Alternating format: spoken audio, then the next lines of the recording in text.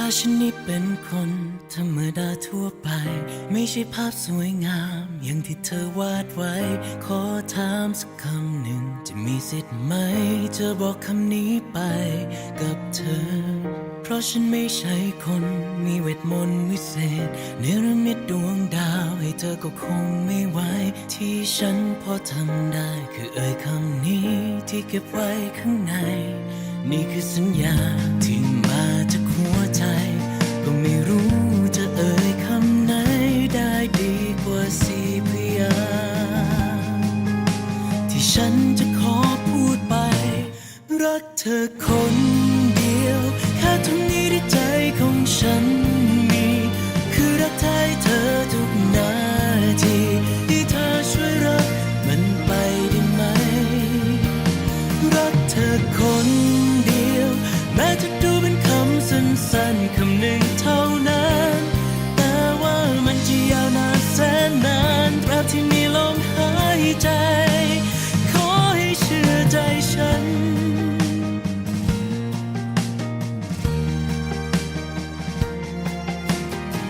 ก็รู้ว่าเท่าที่มีไม่ได้มีเหมือนใครรู้ว่าเท่าที่เป็นไม่ได้เป็นเหมือนฝันที่ฉันพอทำได้คือเอ่ยคำนี้ที่เก็บไว้ข้างในนี่คือสัญญาที่มาจากหัวใจก็ไม่รู้จะเอ่ยคำไหนได้ดีกว่าสี่พยางค์ที่ฉันจะขอพูดไปรักเธอคนเดียวแค่ตรงนี้ที่ใจของฉันมีคือรักแท้เธอทุกนาทีเธอช่วยรักมันไปได้ไหม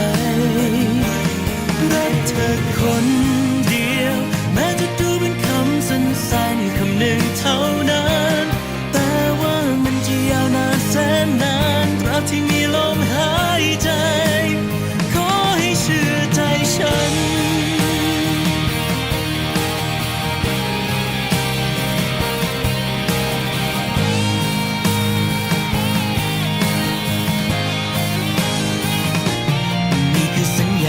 ที่มาจากหัวใจก็ไม่รู้จะเอ่ยคำไหนได้ดีกว่าสี่พยางค์ที่ฉันจะขอพูดไปรักเธอคนเดียวแค่ตรงนี้ที่ใจของฉันมีคือรักแท้เธอทุกนาทีเธอช่วยรักมันไปได้ไหมรักเธอคน